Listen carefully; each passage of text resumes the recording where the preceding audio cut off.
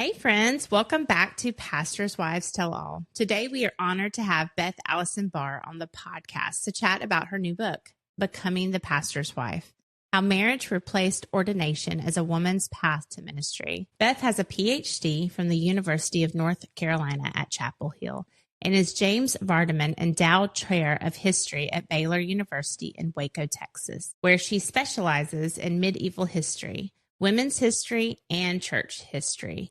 She is the author of the USA Today bestseller, The Making of Biblical Womanhood: How the Subjugation of Women Became Gospel Truth. Her work has been featured by NPR and The New Yorker, and she has written for Christianity Today, The Washington Post, The Dallas Morning News, Sojourners, and Baptist News Global. Barr lives in Texas with her husband, a Baptist pastor, and their 2 children. In our conversation today, Beth shares the deep costs that came with the rise of the pastor's wife role, especially the way it limited women's opportunities to lead in their own right, how her background in medieval and women's history has shaped the way she sees the role of pastors' wives in today's evangelical church. She gives encouragement for the pastor's wife feeling stuck or silenced, who love the church but are struggling to find their place and voice in it. This conversation is educated, insightful, and full of grace for those who may disagree. So let's get to this important conversation.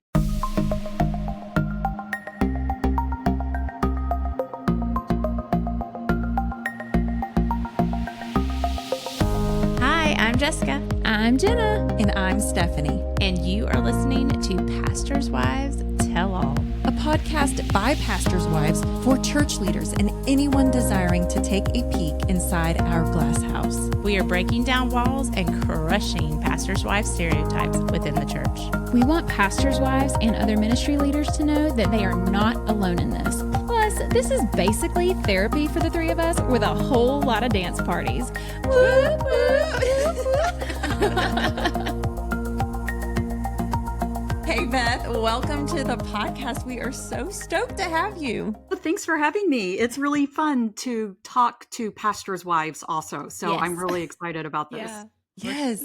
And you are a pastor's wife, Yes. which is amazing. Do you want to tell us just a little bit about where you're at right now, you and your husband, and what you do and who you are and all the things? Yeah. So I always forget, my husband's actually the one who remembers dates in our family. But I think we've been married for 28 years. Nice. And something like that. Anyway, he was in ministry. He got ordained 3 months before we got married. And so our entire life together has been in ministry. And currently we are at a very tiny church on the outskirts of Waco. That's a Baptist church, but it is not a Southern Baptist church. It is in Texas. It's Baptist General Convention of Texas is what it is. So BGCT. And we've been there for almost 8 years now, I think.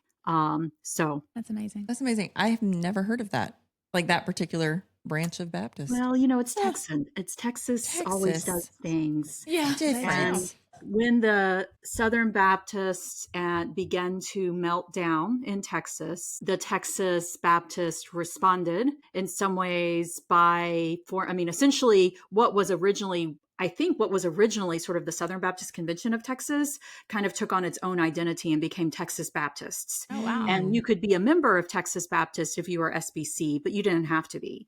And you could also be a member of the Cooperative Baptist Fellowship if you were in the BGCT. So the BGCT is really Big Tent Baptist, or that's what it's supposed to be, is Big Tent Baptist. Gotcha. So it's an interesting phenomenon. I think there's maybe one other state that has done something similar, but Texans, it's our own country out here, right? It is. Yeah, That's the it church. is. We do in Texas, though. I think you're right on that. So Beth, we are having you on today because your new book, the title and subtitle alone just jumped off the page to all of us. Yeah. I felt so seen and just had to sit for a minute with it. And so that title is Becoming the Pastor's Wife: How Marriage Replaced Ordination as a Woman's Path to Ministry. And for me, I remember when I felt called into ministry, I was 17 years old. I felt this clear from the Lord, one day I would be serving him in some sort of capacity, ministry minded.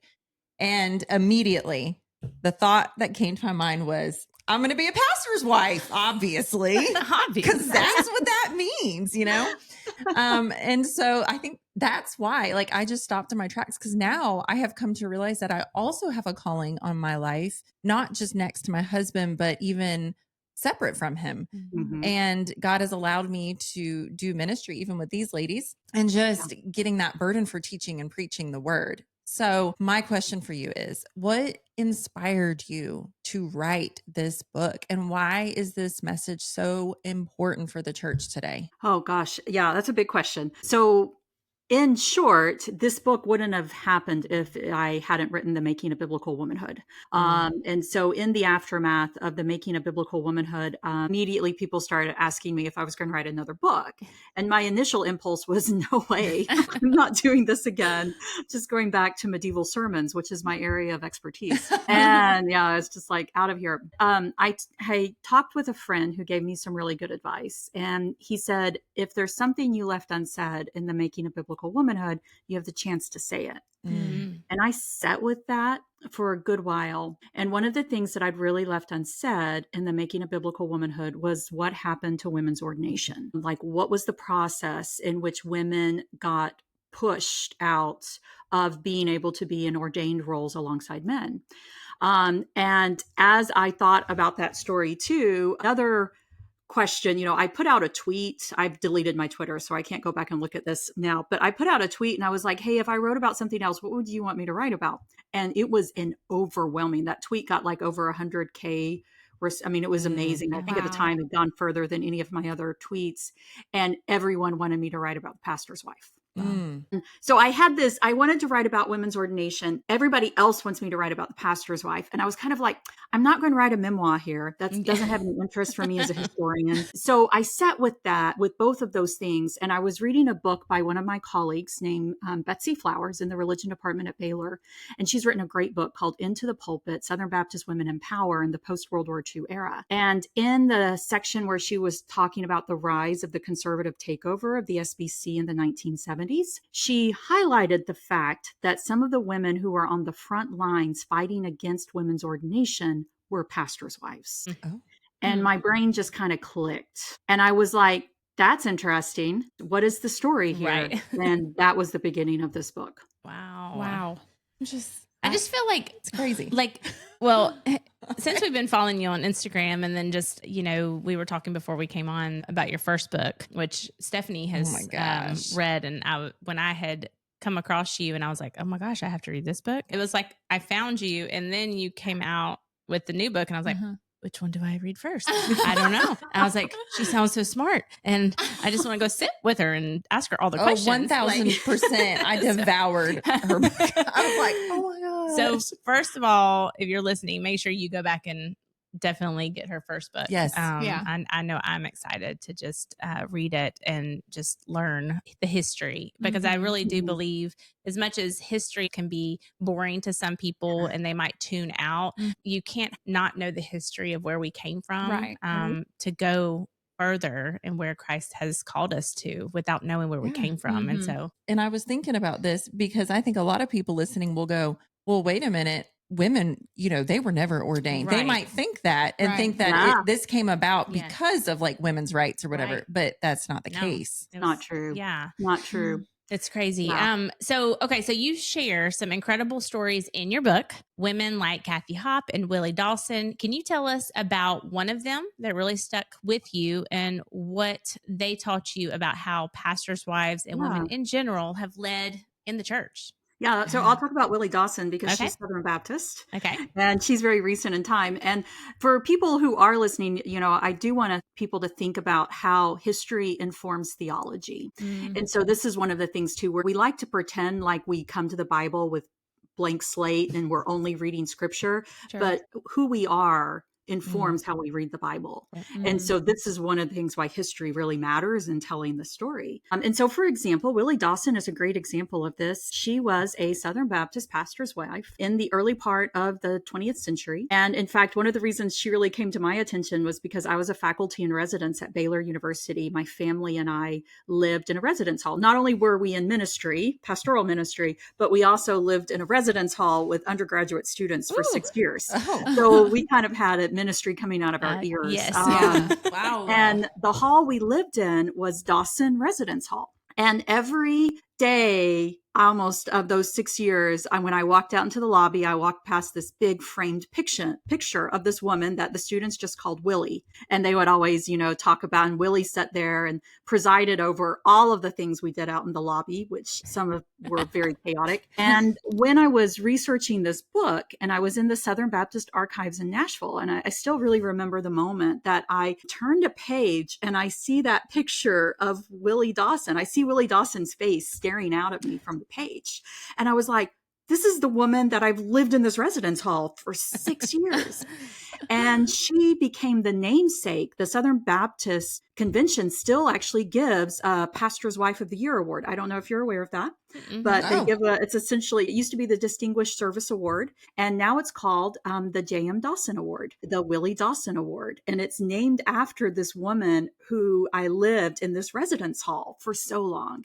And so I immediately was like, I want to know more about this woman and find out what sort of pastor's wife she was. And I tell this story in the book. But what I found is that, we think about a Southern Baptist pastor's wife today, and we certainly think about somebody who is, whose ministry is supportive to what her husband is doing. And that even if it is independent in the sense that she's like teaching the class or something on her own, it's always through her role as being a pastor's wife. Yeah. Right. Yes. Correct.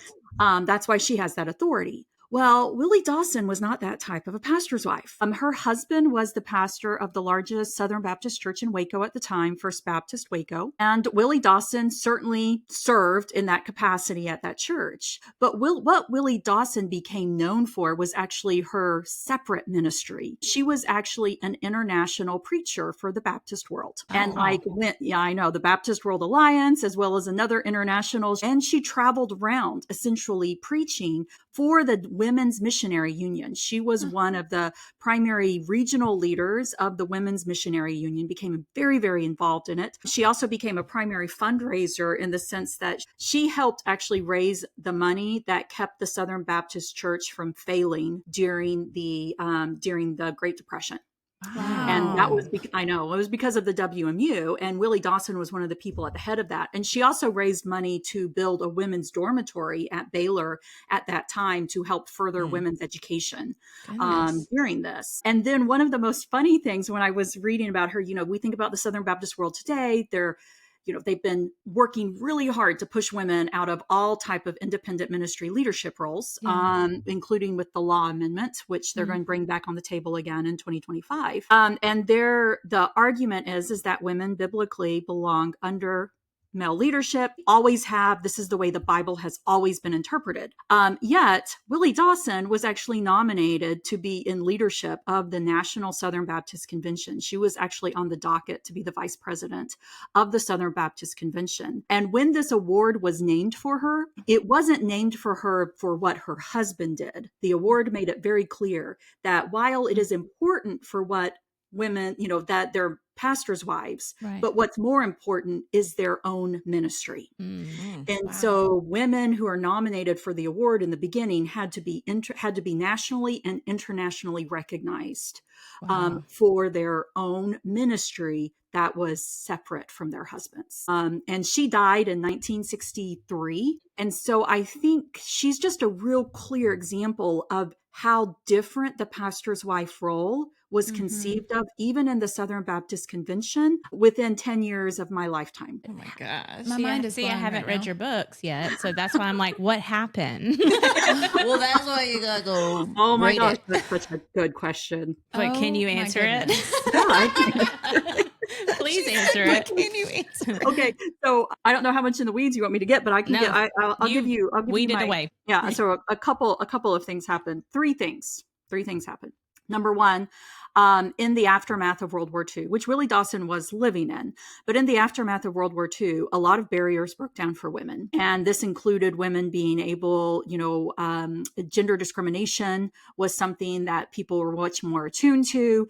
And so there was much more concern about women being able to move into the workplace, in having equal access, not getting fired for getting pregnant, all of those types of things, being able to purchase a home without having to have a male cosigner. I always tell my students, reference that Barbie got her dream house before women could actually take out mortgages in their own name.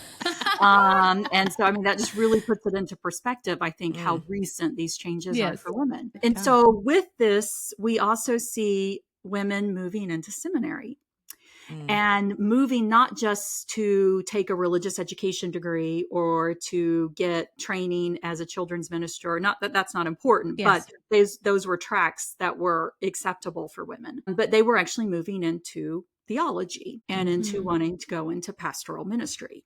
So that's one of the big changes is that we see, and this is not just Baptist world, this is like North American Christianity. We see this across the board. And with this is why we also begin to see more of these denominations actually addressing the fact of women's ordination. And they're like, hey, you know, it's time now. Women have been doing this for so long. It's time for them to be ordained. And so starting to officially ordain women. The second thing that happened was actually a change in ordination itself. And I tackle this in the book, both in the medieval era and then in the modern era. But I don't think we realize that before World War II, ordination wasn't always as critical, especially in what we would consider to be low church evangelicalism, Baptist or low church. It was something, you know, sort of the idea was God calls who he calls. And we, you know, there's not barriers put upon that. And so people called by God moved into all types of roles. Sometimes they were recognized with ordination, sometimes they weren't.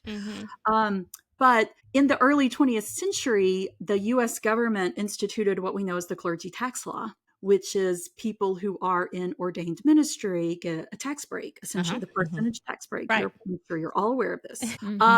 And in the 1960s, the IRS and it really started in the 50s, the IRS was concerned about how many people were asking for the clergy tax break. And they started putting parameters on what it meant to be ordained. Had criteria you had to meet. And suddenly we see the Baptist world all of a sudden in a flurry about how can we make it where most of our people in ministry can get the clergy tax break. And so they actually had this sweeping statement where they said anybody who's in missionary work is a ordained gospel of the ministry. Put that out there. And so, I mean, you know, they essentially made everybody a gospel of the ministry, essentially ordained into gospel ministry. Until they realized that by doing that, it actually included women too. And so what we see is a backtracking on that in the late 60s and the 70s, where they start being like, whoa, wait a minute. Yes, we need to have as broad as ordination as possible, but do we want to include women in this? I mean, this is actually one of the things, you know, one person raised at a resolution in the early 1970s. He was like, okay, let's include everyone but women. And it actually didn't pass at that time. But there's this concern because all of a sudden the floodgates have opened up for women to be ordained and to get the clergy tax credit. And we start seeing these conversations about ordination really picking up speed. And then we see in the Southern Baptist world, we see the introduction of what we call the conservative resurgence. And the conservative resurgence was marked by three main men: Paige Patterson, Paul Pressler, who's in the news way too much about terrible things he did, and then also the preacher Adrian Rogers. And the goal of the conservative resurgence was to return the Southern Baptist world to being more focused on the Bible, is what the claim was, but also very much within that was a focus to emphasizing male leadership and women's subordinate role.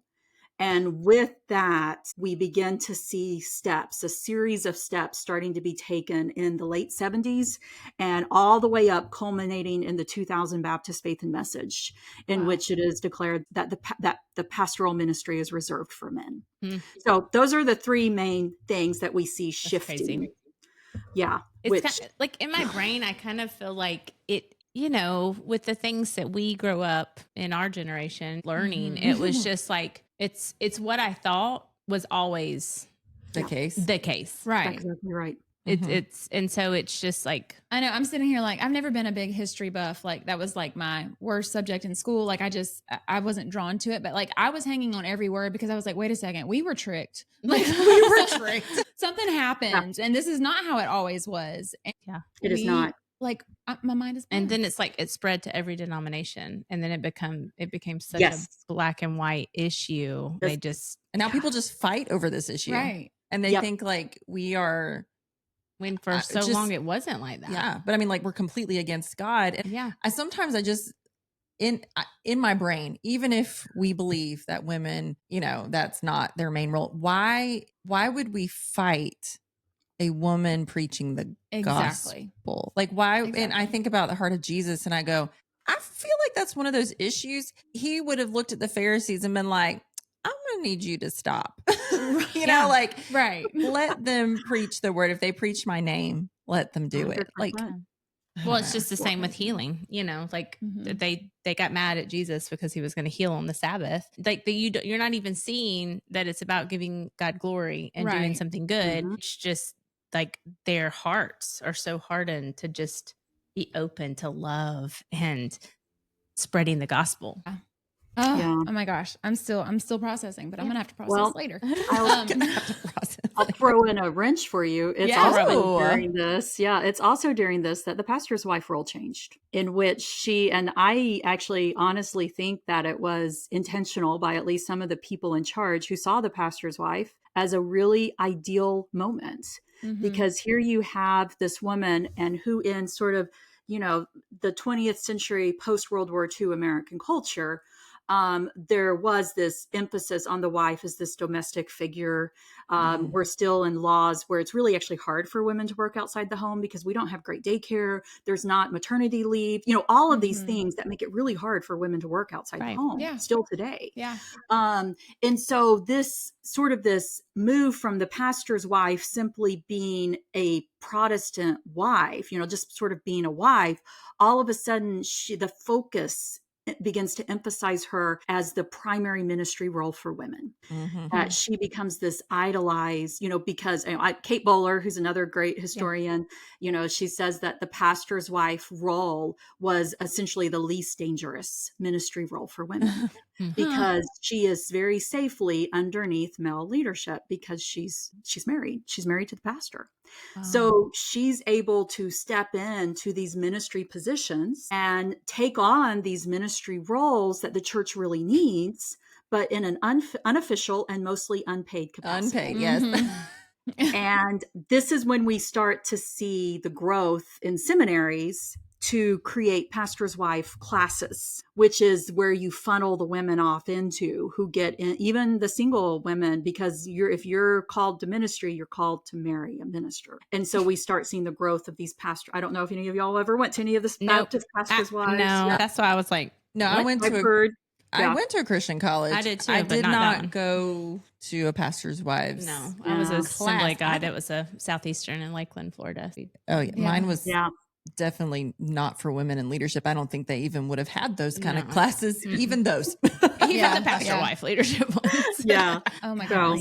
anyway, so Wow. that's kind of how the pastor's wife fits in this, is that she becomes the ideal model. Uh-huh. Yeah, Oh my god. She's safe. she's Uh-huh. safe. She's safe. Even though it's nothing in scripture, we've even had, Mhm. I remember at our writers Right. retreat, like we had one of the, friends we met. She's like, I don't even say I'm a pastor's wife. That's not like a ministry role. Like there's nothing about that in the scriptures. Like, I was like, that's Yeah. actually so true. Yeah. It is, and it's kind of like one of those things where it's not in scripture, Wait, but isn't she in Texas too? I don't know. She might- Carrie? Yep, Texas. Yeah, Texas is its own place. Yes. There you go. They're living their best life There in you go. Texas. Yes. But like, and so we know that, yes, it's not scripturally, but like we also get the honor to Uh-huh. see our husbands preach the word, just like our husbands have the great honor of seeing us Right. go out and do Right. what God's called us to do, Exactly whether that's right. preaching on a Sunday morning or missions or, going to be a teacher. Like, Yeah. I think it just needs to be celebrated both equal. Yeah. If we're all doing what God's called us to do, For sure. So, well, Yeah. Okay, so let's talk about a little bit more about the pastor's wife. So you have been a pastor's wife, we said earlier, for 25 years. That's amazing. So can you share a moment from your own journey that captures that unique pressure or maybe the expectations that came or that still come to this day? They still come with this role. Oh gosh, yeah. We have so many stories. It's like we could do a whole podcast just on We this. have so many Yes. stories. So one really vivid one that I talk a little bit about in the book, because it's also a time when I got it's one of the times where I just told my husband, I was like, I'm done doing this. Yeah. And it was that for our big youth camps every year, we created binders for them that would have like stuff for them to do on the camp. It would have all the information and everything that they needed. We had there was a couple of autistic kids in the group who really did well with having good schedules and having things that they could. So we just, kind of made it for everyone, and the students loved it, and it was a great thing. And there was like, I don't know, there was like 60 kids going on this one particular trip. And my goal was always to get my husband to actually sleep the night before, one of these trips. Yeah. And which was really challenging to do. I'm sure y'all can, and I didn't usually go on, at this point in our marriage, I didn't go on the trips. We had small kids and and so I usually didn't go with him. But I remember it was like 1:15 in the morning, and our son was a baby, and he was like asleep in the corner, like in a little bouncy bed thing. And we were putting together those binders. And I looked at my husband, I was like, why am I doing this? I was like, this is not, we have a whole staff here at church. We have all of these people who could be doing this. Why is this, not just your, but why is this my job? Why am I sitting here doing? It was like, I don't mind helping you, but this is not a good use of either of our gifts. And the response was that had actually been something that had been brought up. And the response is that the women because it was all women who worked in there, and they were all part-time too, and that they had a lot of other pressing things they needed to take care of. And so it was thought that I could pick up some of this administrative work, like putting together binders as part of my role as a ministry wife. And I just remember just being like, this, and this is, I'm just like, out of all the gifts I have, this is not one of them. Yeah. And it just really hit me in the that this, not only was it expected, but it was voiced Yes. that it was an expectation for me to do. And I think that, that's just one of many moments. I can also talk about when I was a speaker at a conference for our church on how to teach. And there was a childcare issue. And I was pulled aside by one of the associate pastors and told that I needed to go and take care of the childcare issue. When I didn't ever work in nursery. I never worked at any of that. So you didn't get to speak? Like you were No, pulled? I did get to speak. She had to focus on but being I prepared had to to speak. step aside and like try to go solve this. And I was just like, I honestly, if I hadn't been worried about my husband losing his job, I was like, what would if you said? Because I have words. I thought about She would've saying said that's 'em. not my job. Another time is when I had this whole, we have all these stories. Yeah. When I was taking my kids my daughter was still little. She couldn't go, but my son, he was doing something at church. It was like an all day thing. It was in the summer. And I was just dropping him off because I had all of this stuff that I was trying to get done that day. And I dropped him off, and the women at the desk looked at me and said, "Oh, good, Beth. Here's the things that we need you to bake before the thing tonight." And they just handed me the list. No, they did not. I was just like, Sorry, I didn't sign up for that. Jessica had been like, I'm sorry, what are you talking about? I'm sorry. I'll go grab some stuff at the store. Give me some That's what I money. did. And I ran by I ran by the grocery store on the way High five. home, and Good I job, bought girl. some stuff, and I was like, whatever, that's Yeah. all I'm doing. But I was just like, it's like, what? No one ever asked me. No one ever texted me. Nothing. It was just like, anyway. So I could go on. So- we have so- all of these. So with that, like we've talked about on the podcast how we deal with those things. So like when these things are happening to you, I'm guessing this is earlier on before you wrote your first Oh book. yes. Oh Okay. yeah. So this is like early 2000s. okay, so with that, how are you processing it? How is your husband handling you processing this? And how do you continue to serve the people that think that you're at their beck and call? Yeah. So, I actually, one of the things, my husband actually was really good at stepping in when those types of things happened to me. And so he would often step and be like, this isn't this isn't Beth's job. This Yeah. isn't. And so he actually began kind of running interference for me. Like when the pastor wanted me to do something, he would be like, well, let's ask Beth if she wants to do that, Yeah. instead of the assumptions kind of being. And so I actually really appreciated that. Yeah. And I said no, to some things. It also depended on who was asking me. It never does much good to like lose your temper in front of a lot of people. Correct. Right. As much as one would want to always do Yes. that. And so some of it would be like maybe afterwards being like, it would have been so helpful if you had maybe told me beforehand that you needed some stuff, Yes. so that I could have made room, because I didn't really have time that day to do that. That's And good. so that was something I tried to like, tell people and make it like, I also did this like with my kids' classes when you were having to do all the mom stuff in the classes. And I would always be like, I am always happy to help, but I have to schedule it. Yeah. Right. So I need to know in advance and I need to put it on my calendar. Yes. And I cannot drop things Yeah. last minute to come and do stuff. So I tried That's to good. really, I'll tell you another strategy Yeah. I had is I started refusing to have any keys to the church, Nice. so that nobody Could call you. Nobody could Oh. call me. And people did. People called Uh-huh. me all the time. People still actually do. They're Yeah. like, hey, Beth, will you come let us in? And I'm like, I'm sorry, I don't have keys to the I'm church. sorry. Bye. Like I'm not hired by the church. And That's so great. I started that really Love early that. on, and it was really helpful.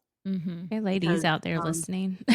Yeah, I mean, I just stopped. This is not my job. Yeah. Well, and we shouldn't feel guilty for it. I think like that's the biggest thing is like women are hearing you and they're going, but no one else is going to do it. Or, we've heard, well. oh, well, or they're going to look at me differently. And so it's so hard and to just really fight to please people, because you're always questioning, even in our strong minds, going, what is this going to do to our husband that's on staff? Yep. And it's almost like they put you in a bind of having to choose. And I think what's exactly right. happened is a lot of pastors' wives have become so numb and so burnt out and hate the church, not Yeah. Jesus, but the church, Yeah. because they haven't had an outlet, because no one's there to fight for them. So I love what you said. Like even just turning the words around to go, it's not that I don't want to help serve when I can, and some of those things you could have done, but like to very graciously and respectfully say, hey, I don't mind doing this on occasion, but you have to give me time. I do this, this, and this. And so, creating a culture and teaching other people that we're not just your servant to go tell us everything to do, because it's the we're the pastor wife. expectation. Yes. The expectation is the Exactly problem. right. Yeah. Yeah. And, Ugh. as research for this book, we analyzed 150 pastor's wife books. And some of the saddest, and the more recent they got, the more expectations they put on women. So like the ones written in the last 20 years or so have 25 years, I would say. And some of the things that I noticed in them is that they often told women that if you were like Gail McDonald, though I don't think she meant to do this in her high privilege, but what she essentially tells women is that if you're really burnt out and you're really exhausted, the problem is you haven't surrendered to Jesus. Oh my God. You haven't surrendered yourself completely to this call. And I know she was trying to help. She's trying to put this out there, but that's not, it's like, so the problem's you for not wanting Not to helpful. do this. Right. The books also warn about friendships in the church, that this is something that can cause to be too close to some people. And you know what? I just think that's wrong. I'll just say that out to pastors. Like, you have to have friends. Yes. And you have to have friends who you can talk to about things. It's not gossip. And you need people to back you up, like when you can't do, et cetera. And I would say another thing I saw in a lot of these books was women were really frustrated with the non-written expectations for them. And it also caused tension in their marriage because they, and you have to think about husbands, they're often trained thinking that their wives are going to do these things. So you've got to actually sit down and be like, retrain them. You got to sit down and be like, I can't do these things. I can do this. This is what I'm good at. I can fill in when you need on these occasions, but I can't do it all. And I can't go to all the events. I mean, that's another big one too. Is, having to go all the time and people talking if you don't show up. Yeah. That's So- one thing we do talk about a Yeah. lot, like with the filling a role or feeling like if you step in and fill those roles, like not only are you doing something that isn't in your giftings necessarily, but you're keeping somebody else Yes. from walking in their giftings that the Lord has given them. And so, and we Exactly right. talk about that a lot about how we need friendships I and out We're of the having a church. friendship month We're right having now. a friendship month right now right. of, Yes. Oh my church gosh. members within Yeah. our local churches, and then a friend that we all have combined, to just talk. Because when Stephanie came to us, 5 years ago now, right? Yeah. 5 years ago, when we started this podcast and the retreats and the book and the conferences, like Yeah. the biggest thing that we hear, and especially in our, DMs and in our Facebook community group is it's just we're so lonely. Yes. They're burnt out, a lot of abuse from their husbands, a lot of narcissist, preachers out there. Talk about that in More the than book. you want to know. Yes. And so it's just, it's just a lonely and sad place. So it's just, we all know, all four of us know, this is why God has called us to write these books, to Yeah. Right. speak out in the ways that God has called us to speak out, to speak for the voiceless. Yeah. You Yeah. know, that's what we're doing, because it's happening everywhere, and it's happened to us as Yeah. we're sharing, Yeah. I just, part of the reason I did write this book was because I do have a heart for women in these positions, both women who are called to different types of ministry, but really found themselves, in some ways trapped in this identity that was forced upon them. Yeah. And then women who really want to, like me, I always tell people I'm actually a pretty happy pastor's wife in the traditional sense, because I don't want to be, I never felt called to be in separate ministry, to be ordained. I kind of like being able to fill in and do the things I can do, but not have to do it all the time. Right. Right. So I actually mostly am pretty happy doing this, especially now that we have really clear understanding of what I do and what we don't do, and when I can help, etc. But I think for so many of these women, they have been in many ways put into a role that they don't know what the expectations are. And they feel like if they don't do it, they're going to hurt their husbands, let down their husbands. And maybe their husbands have unrealistic expectations that they also put on them, that they also need to go and maybe go to some therapy, talking through some of those issues. And then they, again, as y'all have said, they don't have friends. They're told they can't do that. They're so isolated. It just breaks my heart. And especially because this is a very artificial, what we have done to the pastor's wife role is we have taken something that once historically was actually a sign of resistance, because it was the start of the Protestant Reformation. And the way you knew a Reformed minister was by his wife, if he was married. And so it was actually it was a form of resistance in the beginning. And it has turned into something so far from that, that, can still be really powerful and valuable. Yeah. But oftentimes what happens is all of these other expectations just crush women down in these roles. Yeah. And it's just, it doesn't have to be this way. There is absolutely no biblical model for it being this way. Yeah. Right. Yeah. And also I think women need to know that their labor should always be paid. Or some sort of way. Churches get away. They're already paying husbands not very much. Amen. Yeah. Preach. And Preach it. Honestly, your labor is worth being. And if they can't pay somebody to do that job, maybe they just can't do that job for right now. Yeah.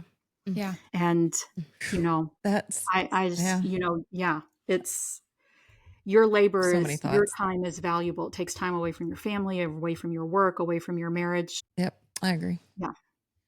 So I think you're already like on a roll here and headed in the direction I wanted you to go. So let's talk more about that historically, because you said with the Reformation and how all of a sudden now we have pastors' wives because before they weren't married and things like that. Right. So can you walk us through like historically these different moments or mindsets that really just changed the game in these conservative church spaces and all of that with the pastor's wife role? Yeah.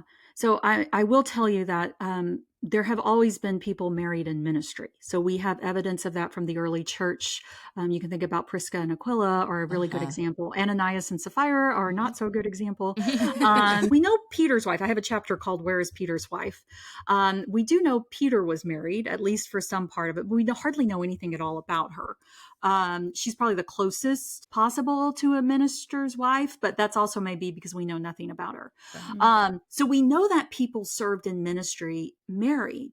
But when we know about spouses in ministry, it's often because both spouses are actually serving in different types. They're serving in actual ministry positions. And we know that women, that many times we actually don't know at all about the marriage of, it's very rare that we actually know about these married ministry couples. And I think that's because marriage didn't really matter that much to the ministry. What was important is that they were serving in these ministry roles. Yeah. It didn't matter so much what their marital status was. Right. And this is something that, there's evidence all over the place of this in the early church, and from visual evidence, inscription evidence, to what we see actually going on in the Bible, to say that women served in all the same types of roles as men, and that this subordinate position just doesn't appear. And throughout, and this actually process really continues throughout most of what we would consider, and I'm a medieval historian, so that's my specialty. I won't get lost in the medieval world. I'll just sum it up for you by saying that there were ordained female clergy throughout the entire medieval world. And we often write them off as nuns because our understanding of nuns is informed by the sound of music. Where they are cloistered in walls and don't really do much out in the rest of the world. And this is not an accurate assumption of what nuns were. They actually, especially abbesses, they functioned in the role of bishops, and they were ordained women to really significant clerical roles. We know these women officiated in what you would consider to be sacramental sense until there was a big shift in the Central Middle Ages that began to emphasize male celibacy. And began to argue that only men could perform the sacrament at the altar. But that doesn't happen until between the 11th and the 13th centuries. So we've already had a lot of Christianity before then. And we know women were serving in sacramental positions before then. I think that's the crazy thing is they were ordained. Like they were ordained. It was like we just went back. It was like we just took 20 sides. We need to go back to the good old days or whatever. Well, let's go a little further back. Let's ordain them. Yeah, exactly. Let's ordain them. Yeah, let's let women be able to preside over church councils. Yeah. That's what they were doing. So you talk about the deep cost that came with the rise of the pastor's wife role, and especially the way it limited women's opportunities to lead in their own right. How have you seen that experience at the cost of your own life and others? Yeah. So because I never felt called to a separate ministry, and because I felt called to a separate vocation altogether, my ministry experience with my husband was always me having a separate career as well, which I know wasn't always looked. I can tell stories about people who thought that was inappropriate as well. Yeah. That was always our life. That always did that. So I would say in some ways that protected me from being in a space where most of my circles only were in the church.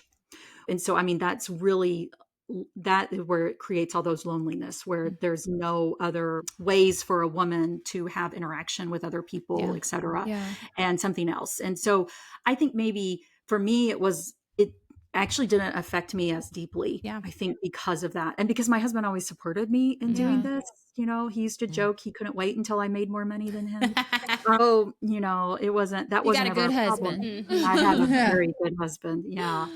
But I think from writing both The Making of Biblical Womanhood and Becoming the Pastor's Wife, I hear from women all the time. And the saddest stories, and I've started getting a whole lot of them again with the release of this new book. And the saddest stories are coming from these women who tell me about how they know now that they were actually called to some sort of pastoral ministry, and yet they were never able to fulfill that calling, that they simply just walked away from it. And that it is something that they still, regret to this day, that they walked away from what God had put on their hearts to do. I also hear from these women who are in these very difficult marriages and church spaces where so many expectations are put upon them, and where they're living in such tightly controlled bubbles that if, that their Facebook posts are monitored, and their Facebook posts will often be brought up at the deacon board because they've said something that's out of line, and they're told that they have to bring themselves back into line, or they're pulled aside for clothing that they wear, or perhaps the way their children, behave, and these types of things. And so these women who have lived and they believe, like what Gail McDonald said in that book, that the problem is them, that the problem is their heart. And so they, write me because they're like, I didn't realize, I thought that God wanted it to be this way for me. And now I'm realizing that God had so much more, and that this wasn't God limiting them. It was the church that has put these expectations on them. And so, and you also think about the cost of this on marriages. It's just, where there is continuous, where somebody is always being made smaller and made not able to do what they really feel like they should be doing, the frustration that builds up, the resentment that builds up. And then, of course, women are told you can't be bitter. Yeah. I mean, I've already had people who've written a couple of negative reviews of the book. I'm sure you have. She's so bitter. Yeah. And I'm just like, y'all, that's such a trope word. That's what we use against women. Yeah. Right. Yep. To try to, and so these women have that turned upon them. Like I read Adrian Rogers' wife, Joyce memoir. And even though she was like the perfect pastor's wife, she had a child that died in sudden infant death syndrome, and she really struggled after it. And she was told by a counselor that she would be a really good pastor's wife if she wasn't so bitter. And I mean, I was just thinking, the things we do to women. Wow. Oh my gosh. That makes me angry. It was really, she was also wanting to do more in church, and she was struggling, with grief. Of course. And then she had 4 kids at home and all of this stuff. And then she's told, but she just was like, yeah, I knew I had to stop being so, that she just internalized it and went on. And I'm just like, Wow. I wonder what the ministry of these women could have been if they were not weighed down with all these unnecessary, unbiblical, unchristian expectations, and were simply allowed to flourish the way God created them. Yeah. It's the encouragement. Gosh. And then, and then the really awful cost, and this was not something I meant to write about in this book, but my whole last chapter is through the eyes of a pastor's wife whose husband was abusive. And it was some documents I uncovered in the SBC archives, and I followed him up to Toronto to tell this story. And it just really weighed upon me how much pastors' wives are prevented from being able to tell people what's really going on in the home. Oh, yeah. That's, that's the biggest is we get so much. We have over 10,000 in our Facebook, just for the pastors' wives. Yeah. And the abuse that's happening. We have people that help us with that now because it gets a little, it's heavy. It's heavy. And you want to go save all of them and you can't. Right. And it's just, intense. And it's so sad. And if churches are listening, we have to stop belittling. Yeah. Absolutely. The people that are created in the same image that you are, absolutely. and I think it's so, I think it's just so hard and it's so sad, and we got to start standing up for each other. And I think that's what you're doing with the books that you're writing and what we're doing with the podcast, to give these women a voice and to encourage them that they can get out of these situations, and also the church to go, hey, look what's happening behind the scenes. You have to take a stand for that. Yeah, absolutely. I'll tell y'all, I did read y'all's books too. It's my last one on my chronology in the back. And it's one of the ones that I've recommended to people. I've had a couple that I've recommended. Yeah, well, like other pastors' wives, they're like, "Is there anything that's good out there?" Aw, that makes me And wanna I'm like, cry. "Yeah, I can like give you a couple, three." Aw. Thank So you. Jill Briscoe, Mhm. and then Jill also Briscoe. Kay Warren's book. What? Okay.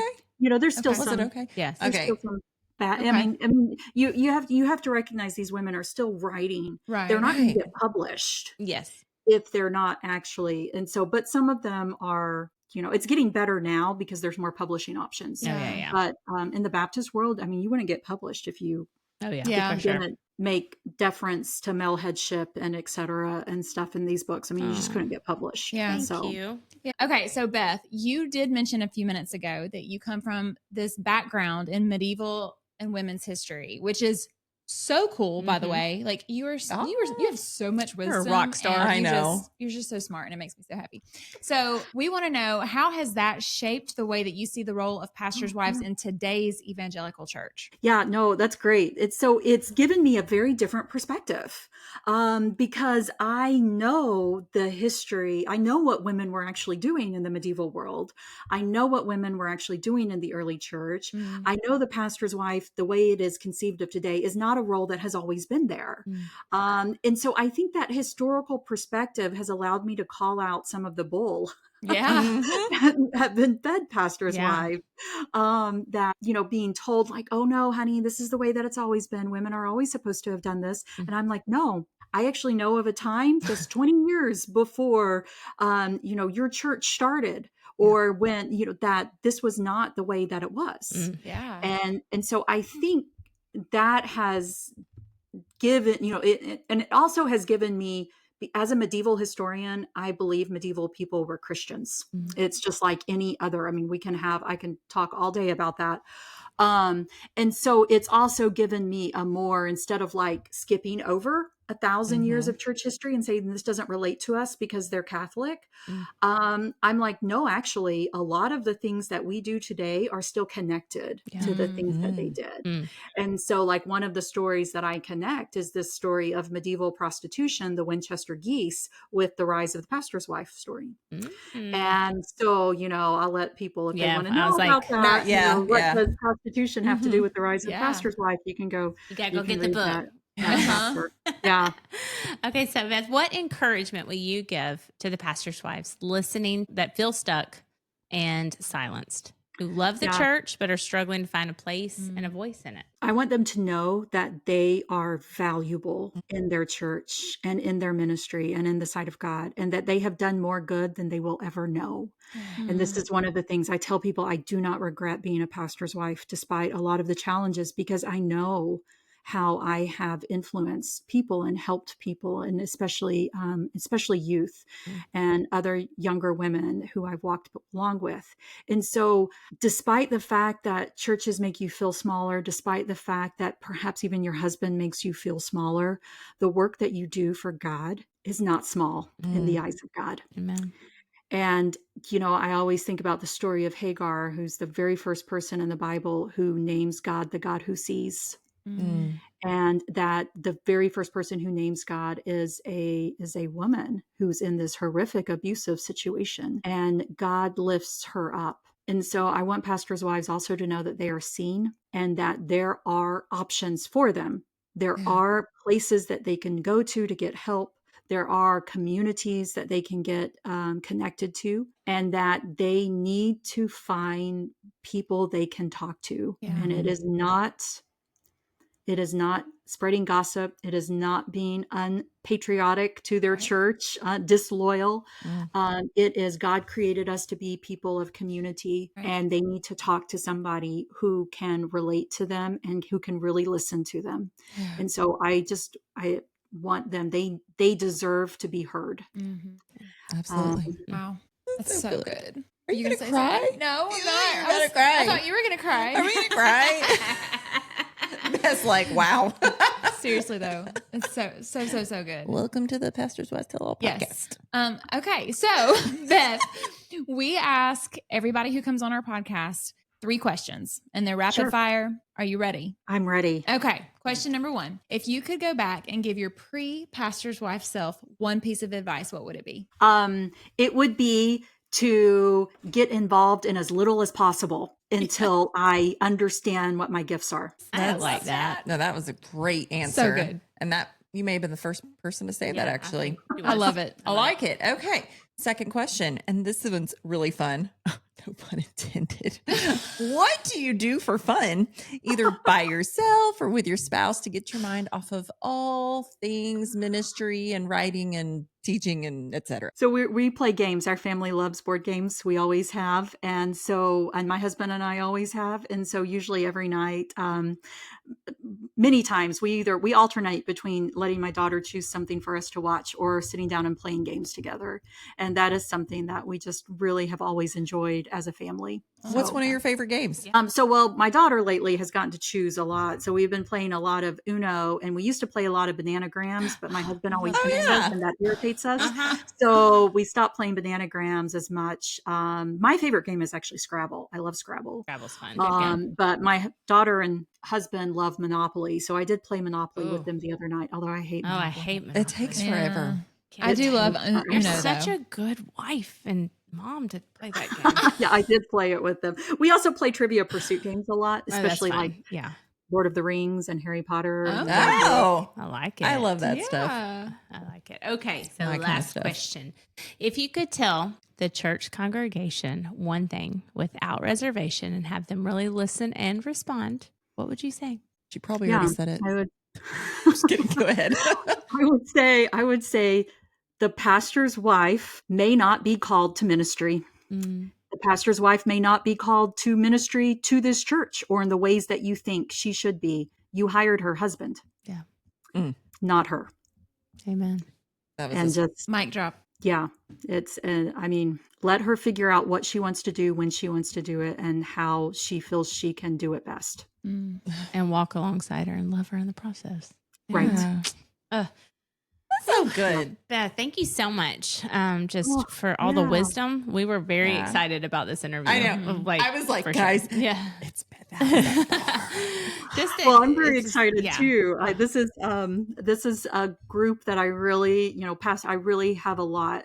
My heart is with pastors' wives. Well, we would love to have Same. you on again to just You talk can about have me on specific. again if you want to bring Maybe me even into tell your something. story more Yeah, next we would time. love to. Yeah. We Yeah. wanted I'll be to back. encourage you with the book and get that out there because people Yeah. need to read that, including us. We're Go excited get to read her it. book. Yes. Beth, tell them where they can go follow you and learn more about you. Yeah, Instagram, also Threads, Blue Sky a little bit. I'm not really on Facebook very much. My Instagram feeds my Facebook. I don't find Facebook my happy place. Yeah. I also write on Substack. I have a Substack that I write on. Which I found you on because I just started a Substack. Oh, did you? Yeah. So, I will tell you all that I'm less present on social media than I used to be, but Instagram's probably the place I'm there most. So happy. It is such a happy place. Thank you so much. And yes, I think we really would love to have you on again if Absolutely. you're just to tell your story and so much. I mean, there's so much we can talk about. No, being yeah. a pastor's wife. So Yeah. But definitely. until then, Guys, we love you. Yes, we do. bye for now.